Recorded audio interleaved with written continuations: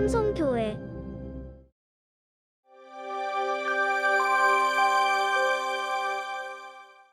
할렐루야. 할렐루야. 평안하십니까? 평안하십니까? 요즘 평안하시냐고 물어보면 안 된다 그러더라고요. 요즘 너무나도 힘들고 어렵다 보니까 평안하냐라고 물어보면 오히려 이상한 눈으로 쳐다본다 그러는데, 지난주에 코로나 확진자가 200명이 넘어서게 됩니다. 그러니까 하루 확진자 숫자 말이죠. 그래서 방역 지침도 어떻게 될지 앞을 내다보기 힘든 그런 우리 힘들고 암울한 시대를 살아가고 있습니다. 이 코로나라는 것이 일상의 기쁨도 빼앗아가고 있죠. 저도 아이를 키우는 부모로서 생각해 보면 우리 아이들이 어떻게 살아갑니까?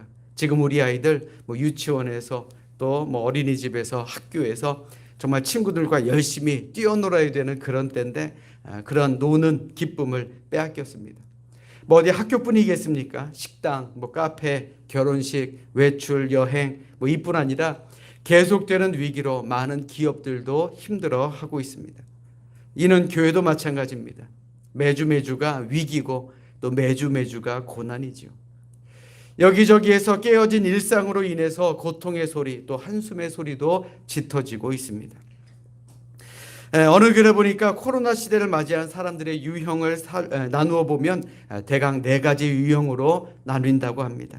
우리 성도님들 어떤 유형에 속하는지 한번 속으로 생각해 보시기 바랍니다. 첫 번째 유형이 뭐냐? 코로나로 인한 분노형입니다. 제대로 일하지 못한 정부를 향해 분노를 터뜨리고 또 신천지 때문이다, 그래서 신천지에 대해서 분노를 터뜨립니다. 또 떨어진 매출로 분노가 가득 찬 또 원망하는 사람들이 있습니다. 그러니까 코로나 때문에 죽는 것이 아니라 빚이 늘고 돈을 벌지 못해 죽겠다라는 현실적인 문제에 불만을 호소하는 사람들이 참으로 많아지고 있습니다. 또 두 번째 유형은 코로나로 인해 타인을 혐오하며 원망하는 유형입니다. 광화문 집회발, 또 교회발, 신천지발, 방문 판매발 몇 명 이렇게 계속 보도하니까 사람들이 말합니다. 거기 사람들은 왜 그러냐? 그러니까 제가 정말 듣기 싫어하는 말이에요. 왜 교회 사람들은 왜 그러냐? 왜 이것을 국가가 그렇게 그냥 가만히 두냐? 우리가 몇 사람 때문에 모두 손해를 봐야 되냐? 그러면서 그들이 코로나의 확산을 주범한 사람으로 혐오하며 마녀 사냥을 한다라는 것입니다. 그리고 세 번째 유형이 뭡니까? 이 코로나로 인해서 불안해하는 불안형입니다. 조금만 열이 나도 내가 혹시 코로나에 걸린 건 아닌가 또 염려하는 그런 상상 코로나형입니다.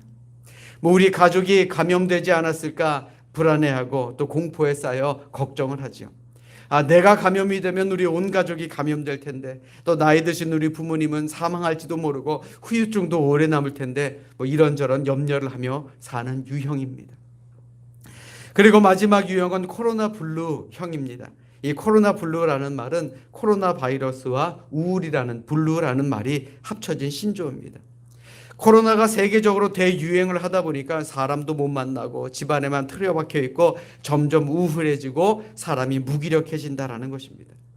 텔레비전도 한두 번이죠. 흥미가 없어지고 기분이 침체되고 결국 우울증에 빠지게 된다라는 것입니다.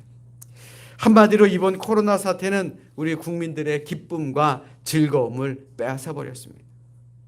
그러다 보니 요즘 우리 사회는 어디를 가나 웃음이 없고 무엇을 해도 즐거움이 없는 그러한 우울한 시대가 되어버린 것 아닙니까? 과연 여러분들은 어느 유형에 속하고 계십니까? 바라기는 여러분들의 삶이 정말 하나님이 주시는 평강 안에서 기쁨을 회복할 수 있는 그런 기쁨의 유형이 될 수 있기를 주님의 이름으로 간절히 부탁드립니다. 힘들고 어려운 세상이지만 예수님께서는 우리 믿음의 사람들이 이렇게 살기를 원하고 계십니다. 요한복음 15장 11절의 말씀 우리 같이 읽도록 하겠습니다. 함께 읽습니다. 시작. 내가 이것을 너희에게 이름은 내 기쁨이 너희 안에 있어 너희 기쁨을 충만하게 하려 함이라. 아멘. 기쁨을 충만하게 하려 한다라고 예수님께서는 말씀하고 있습니다. 참으로 아이러니하죠.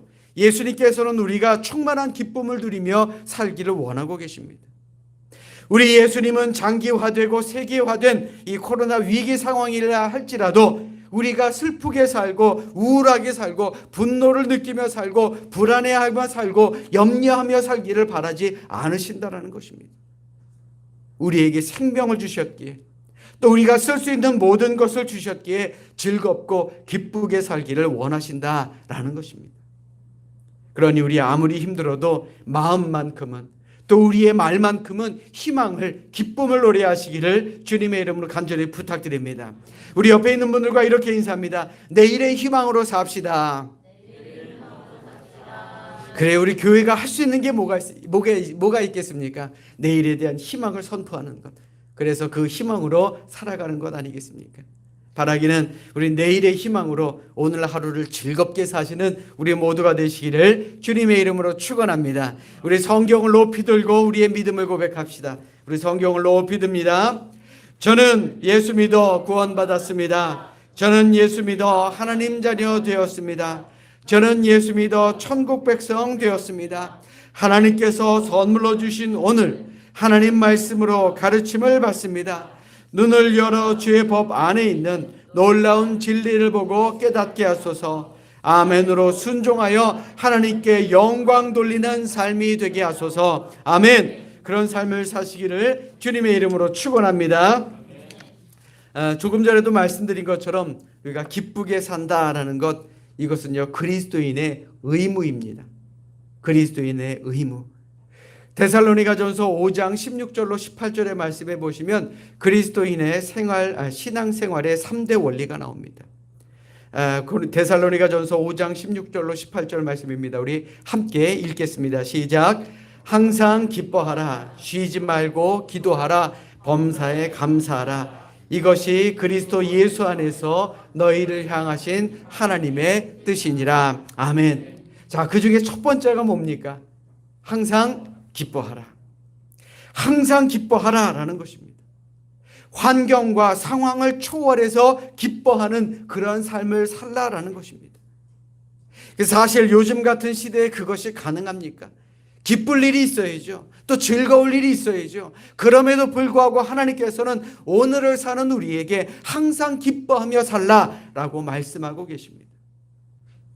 그러면 우리가 어떻게 환경과 조건을 초월해서 기뻐하고 즐거워하는 삶을 살 수가 있겠습니까? 무엇보다도 우리는 그리스도께서, 우리 주님 예수께서 우리와 함께 하신다라는 사실을 기뻐하며 살 때 우리는 환경을 초월한, 상황을 초월한 기쁨을 누리며 살아갈 수 있는 것입니다. 오늘 본문 22절의 말씀 우리 같이 한 목소리로 읽겠습니다. 우리 함께 읽습니다. 시작. 지금은 너희가 근심하나 내가 다시 너희를 보리니 너희 마음이 기쁠 것이요 너희 마음을 빼앗을 자가 없으리라. 아멘. 요한복음 16장의 말씀은 예수님께서 십자가에 달리시기 얼마 전에 제자들에게 자신이 십자가에 달릴 것을 알려주시는 그런 말씀이 기록되어 있습니다. 여러분도 한번 생각해 보십시오. 지금까지 제자들이 즐겁게 힘을 내서 주님을 따라다녔는데 어느 날 예수님께서 나 이제 십자가에 달리고 또 너희들을 떠난다 라고 말씀하셨으니 기분이 어떻겠습니까? 당연히 심히 근심할 수밖에 없었을 것입니다. 어느 한순간 기쁨이 없어졌습니다. 근심에 사로잡혔습니다. 우울해졌습니다. 요한복음 16장 6절의 말씀 보십시오. 도리어 내가 이 말을 함으로 너희 마음에 근심이 가득하였도다. 그런데 희한하게도 제자들을 향해 예수님께서는 기뻐하라 라고 말씀하고 있습니다.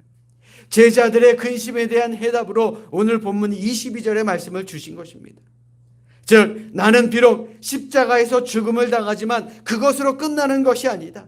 죽음이라는 것은 단지 과정에 불과하다라는 말입니다. 오늘 본문 이전 16절의 말씀해 보십시오.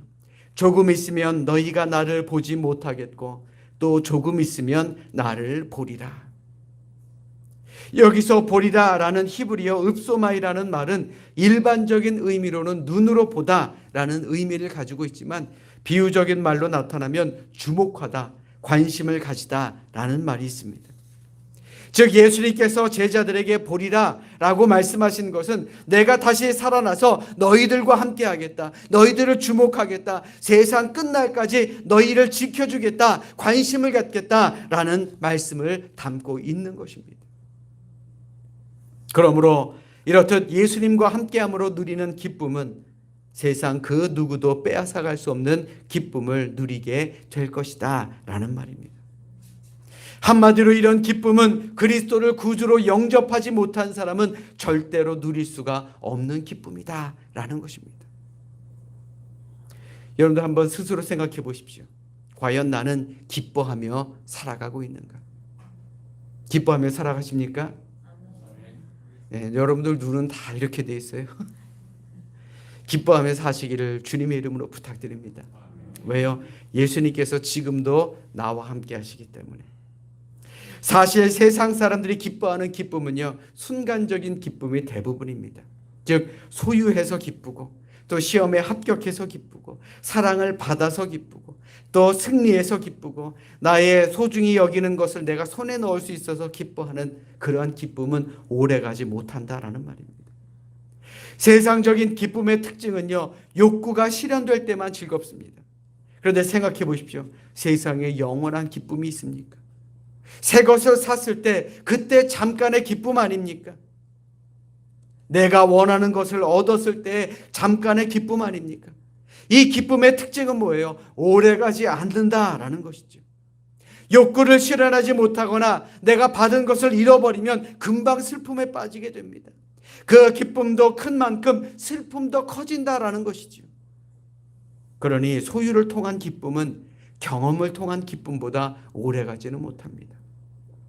그러나 우리의 구원자이신 예수 그리스도를 통해서 누리는 기쁨은 영원한 것입니다. 왜요? 우리는 구원받아 영원히 살 수 있는 영생을 얻었기 때문에 그렇습니다. 믿으시면 아멘. 믿으시면 아멘. 자, 우리 옆에 있는 분들에게 이렇게 알려줍시다. 우리 영생을 누릴 수 있답니다.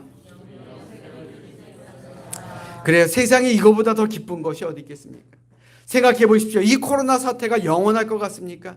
아니에요. 분명 어느 순간이 오면 지나가게 될 것입니다. 또 우리를 슬프게 만드는 것, 우리를 분노하게 만드는 것, 우리를 화나게 만드는 것, 우리를 우울하게 만드는 건요, 영원한 것이 아닙니다. 잠깐이면 분명 지나가게 될 것입니다. 예수님께서도 제자들에게 말씀하셨습니다. 오늘 본문 22절의 말씀을 통해 지금은 너희가 근심하나 내가 다시 너희를 보리니 너희 마음이 기쁠 것이요 너희 기쁨을 빼앗을 자가 없으리라. 비록 잠시 후면 슬픔은 찾아오지만 이제 3일 후면 너희의 근심이 도리어 기쁨이 된다라고 말씀하고 있는 것입니다. 슬픔 대신에 기쁨이 주어진다 이 말이 아닙니다. 슬픔이 변해서 기쁨이 된다라는 말입니다. 이 십자가가 제자들에게는 처음에는 슬픔의 원인이 되지만 나중에는 기쁨의 원인이 된다라는 말입니다. 믿으시면 아멘. 아멘. 이러한 예수님은 그 말씀을 그대로 이루셨습니다. 부활하신 예수님을 만난 제자들의 모습을 보십시오. 요한복음 20장 22절의 말씀. 이 말씀을 하시고 손과 옆구리를 보이시니 제자들이 주를 보고 기뻐하더라. 그들의 슬픔이 기쁨으로 변했다라는 것입니다. 부활하신 예수님을 만난 후에 근심 속에 있던 제자들이 어떻게 변합니까? 사도행전에 예수님을 만난 후 제자들의 모습이 그대로 담겨 있습니다. 사도행전 2장 46절의 말씀.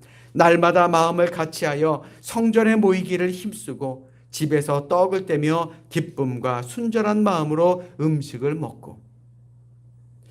또 사도행전 8장 8절의 말씀에 그 성에 큰 기쁨이 있더라.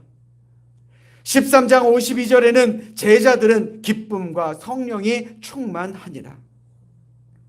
사도들은 고난과 핍박 속에서도 심지어 십자가의 죽음을 앞에 두고서도 또 처형의 죽음을 앞에 두고서도 예수님이 함께 하시고 영원한 천국의 삶을 바라보며 마음의 기쁨을 누릴 수가 있었습니다.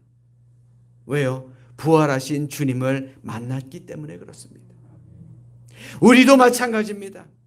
우리도 마찬가지입니다. 부활하신 예수님을 만나면요, 예수님이 우리와 함께 하심을 믿으면요, 우리는 상황을 이겨낸 또 여러 가지 고난을 이겨낸 참된 기쁨을 누릴 수가 있다라는 말입니다.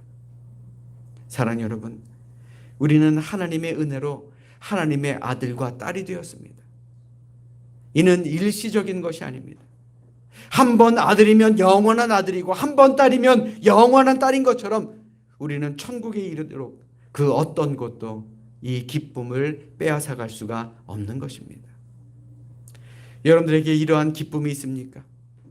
천국의 주인공이 되었다라는 삶의 기쁨이 있느냐라는 말입니다. 우리가 천국의 주인공이 이미 되었어도 우리의 하루하루의 삶에 이러한 기쁨을 누리지 못한다라고 한다면 누가 우리를 진짜 그리스도인이라고 할 수가 있겠습니까? 고난 중에서도 기뻐했던 하박국 선지자의 고백을 보십시오. 우리 자막을 준비했습니다. 우리 함께 한 목소리로 읽겠습니다. 하박국 3장 17절로 18절의 말씀 함께 읽습니다. 시작. 비록 무화과 나무가 무성하지 못하며 포도나무에 열매가 없으며 감람나무에 소출이 없으며 밭에 먹을 것이 없으며 우리의 양이 없으며 외양간에 소가 없을지라도 나는 여호와로 말미암아 즐거워하며 나의 구원의 하나님으로 말미암아 기뻐하리로다. 아멘. 사랑하는 여러분, 오늘은 추수감사주일입니다. 사실 코로나로 인해 올해 추수감사절은 예전보다는 즐거움과 기쁨이 적은 추수감사절이 될 것입니다. 그럼에도 불구하고 우리는 기뻐해야 됩니다. 세상을 바라보기 때문에 기뻐하는 것이 아니라 천국을 바라볼 수 있기 때문에, 천국을 소망할 수 있기에 기뻐할 수 있는 우리 믿음의 사람들이 되시기를 이 시간 주님의 이름으로 간절히 축원합니다. 여러분들 기쁘십니까? 기쁘십니까? 또한 우리는 그리스도께서 우리와 함께 하신다라는 사실로 기뻐하며 살 때 그 기쁨을 넘어서는 감사의 사람이 될 수 있다라는 것입니다. 오늘 설교의 주제는 두 가지입니다. 기쁨과 감사입니다.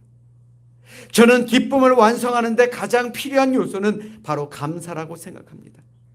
데살로니가전서 5장 18절의 말씀에도 사도 바울은 말하지 않습니까? 범사에 감사하라.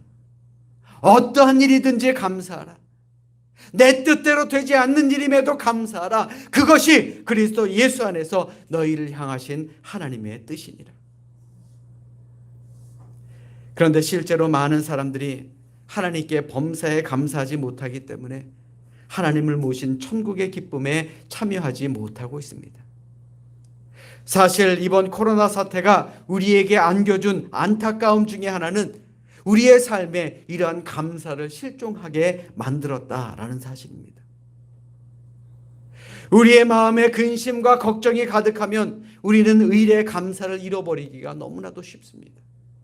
저는 그것이 참으로 안타깝습니다.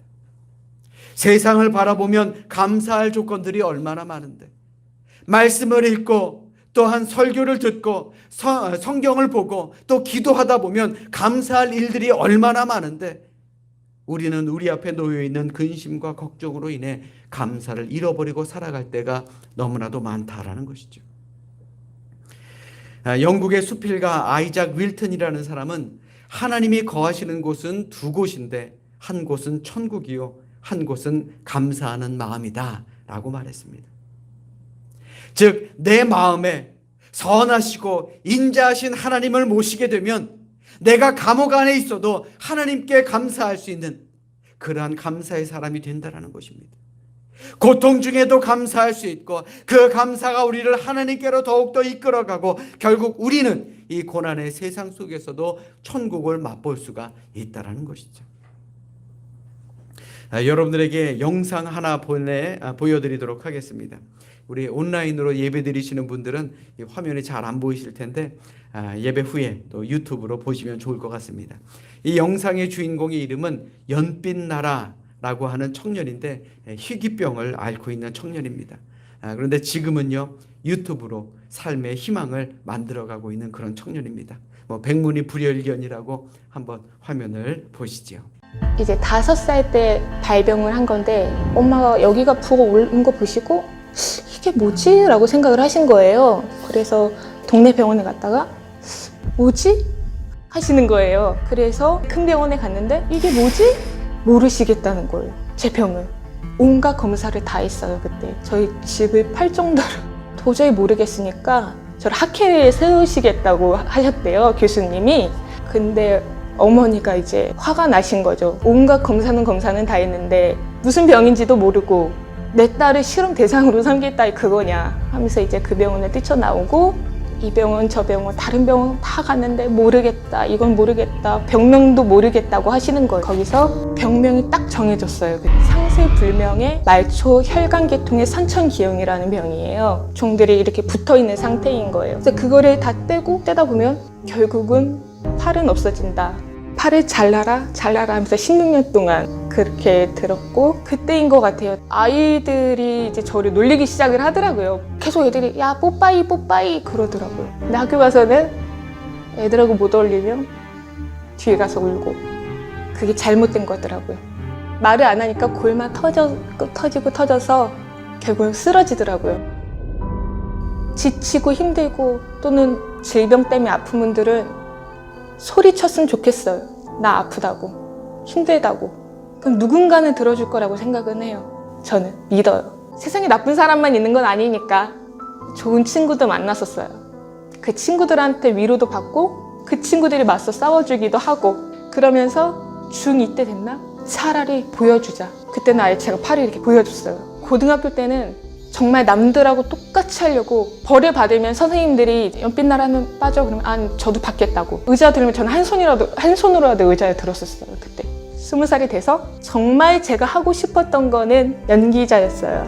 2년 정도 공부를 열심히 했었는데 안 좋은 분들도 만나게 돼서 너는 안 된다. 네가 더 잘하지 않냐. 장애를 가진 사람은 될 수가 없다고 이제 아예 슬기를 박으시길래 믿었던 분께 그렇게 듣고 나니까 난 안 되겠구나 라고 하면서 이제 20대 시절에 되게 솔직히 많이 방황을 했어요. 남 탓도 많이 하고 나는 왜 이렇게 태어났나. 나는 맨날 아파야 되고 나는 맨날 슬퍼야 되고 그런 생각이 계속 들더라고요. 근데 그러다가 우연히 TV에서 고아원 아이들의 다큐를 봤어요. 아, 내가 참 나빴구나. 그 나쁜 사람으로 인해 나까지 나쁜 사람이 됐구나. 그때 그런 것 같아요. 누군가를 탓하지 말고 우울하고 처진 것도 내 스스로 우울하고 처지게 만드는 것뿐이에요. 다시 집을 찾아가야 되고 가족을 바라봐야 되고 엄마를 봐야 되고 아빠를 봐야 되고 그러면서 저는 찾아갔던 것 같아요. 저는 그래서 공부했어요. 한자 책이 있는데 한 글자라도 외우려고 했어요. 일본 드라마를 너무 좋아했어요. 일본어 책만 봤던 것 같아요. 그때는 제 자랑 같지만 현지인하고 대화할 수 있는 정도는 되거든요. 그리고 나서 포기하겠나 내가 막 이런 다짐을 하면서 대학로에서 그런 극단을 찾아서 갔는데 받아주시더라고요. 그래서 그 경험을 삼아서 아이들 뮤지컬과 연극 수업을 하게 됐었어요. 아, 내가 이렇게 살아갈 수 있구나. 나도 할 수 있는 일이 있구나. 거기다가 작년에 가르친 애들이 제가 보고 싶다고 올라와요. 또 보고 싶다고. 행복한 것 같아요, 저는 지금. 네.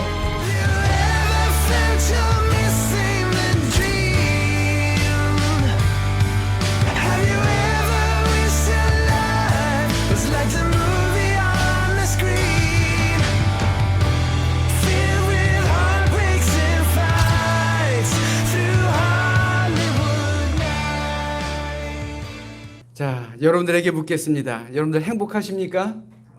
감사하며 사십니까? 내가 왜 행복한지, 내가 왜 감사한지 이 영상을 통해서 한 번 더 생각해 보았으면 합니다. 이제 말씀을 정리합니다. 넬슨 만델라라는 사람은 남아프리카 공화국에서 흑인 인권 운동을 벌이던 중에 1964년 무기징역 선고를 받고 무려 27년간 감옥에 갇혀 있었습니다. 그가 추록할 때 사람들은 그가 완전히 폐인이 되어 있는 줄 알았습니다. 그런데 70세가 넘었음에도 불구하고 아주 건강하고 밝은 모습으로 나옵니다. 깜짝 놀란 기자가 질문합니다. 다른 사람들은 5년만 갇혀 있어도 건강을 잃어버리고 나오는데 당신은 27년 옥살이를 하면서 어떻게 이렇게 건강할 수 있습니까? 도대체 그 비결이 무엇입니까? 그때 만델라가 이렇게 대답합니다. 나는 감옥에서도 늘 하나님께 감사했습니다. 하늘을 보고 감사했고 땅을 보고 감사했고 물을 마셔도 감사했고 음식을 먹으며 감사했고 강제 노동을 할 때에도 감사했습니다. 내 건강의 비결은 하나님께 대한 감사에 있었습니다. 그 후 그는 노벨 평화상도 받고 남아프리카 공화국 최초의 흑인 대통령이 된 것입니다. 사랑하는 여러분, 하나님께서 우리의 감사가 또 하나님께서 나에게 좋은 것을 주셔서 우리는 감사할 것이 아니라 하나님의 선하시고 인자하심을 깨닫는 그 깨달음에 우리의 기쁨의 근거를 두시기를 주님의 이름으로 부탁드립니다. 그리고 그 선하시고 인자하신 하나님을 내 중심에 모시고 늘 감사하며 하나님을 모신 천국의 삶을 살아가시기를 주님의 이름으로 간절히 부탁드립니다. 때로는 이 감사와 기쁨 사이에 큰 고통과 불평의 상황들 얼마든지 있을 수 있습니다. 그러나 그때에도 하나님은 선하시고 인자하신 분입니다. 그러므로 이 시간 진정으로 바라기는 환경 때문에 우리의 감사가 불평으로 바뀌지 않고 또 환경 때문에 우리의 기쁨이 원망으로 바뀌는 그러한 삶을 살아가는 것이 아니라 우리에게 영원한 천국을 주시고 우리에게 영생을 주신 그 하나님의 선하심과 인자하심을 믿으며 우리에게 주어진 모든 범사에 기뻐하며 감사하는 그런 믿음의 성도들이 될 수 있기를 이 시간 주님의 이름으로 간절히 축원합니다. 축원합니다. 기도하겠습니다.